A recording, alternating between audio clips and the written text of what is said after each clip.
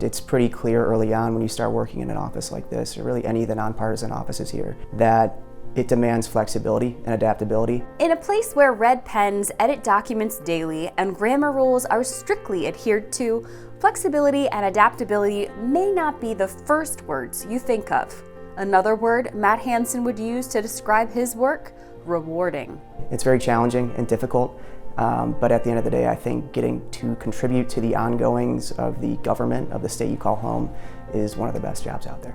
Hansen is one half of the talented team of two that runs the Senate's journaling office, which produces journals every day the Senate is in session, and a compilation of those daily journals once the session ends. We read word for word, every comma, every period, everything that is entered in the journal gets read. We check for any grammatical errors, any spellings, punctuation, we check all of that. In last session, the biennium of 23-24, we had the highest volume. We had 19 volumes, which is record-breaking. We had over 20,000 pages that we've read. But Linda Jackson, the director of journal production, says it's the daily journals that keep them up at night, literally. I'm building a journal as session occurs, as it's happening. Once they adjourn, say if it's a late night, 3 a.m., we're the last office, so we stay at least an hour and a half to 2 hours after to get the journals kind of ready to be published and made available. It's just one of those things where the work has to get done, and at the end of the day, the buck stops with us. We're the only two people in the office, so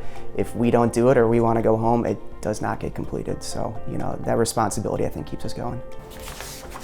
It's important to keep track of legislation as it occurred. We show every vote record, every amendment that was introduced, roll calls, confirmation reports, letters that we get from the governor, all of that gets recorded in the journal.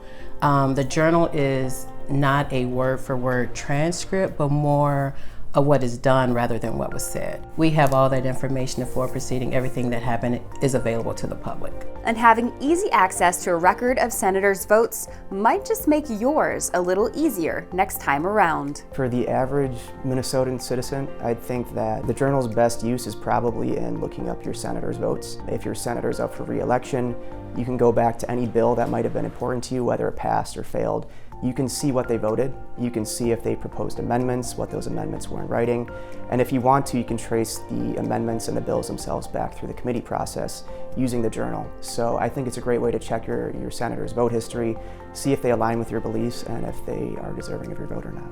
So here in the journaling office, where legislation and literature meet, you can also find a busy production of political printing, an archive of achievements, and a past and present to be proud of. We take pride in the work that we do and knowing that we're part of history making.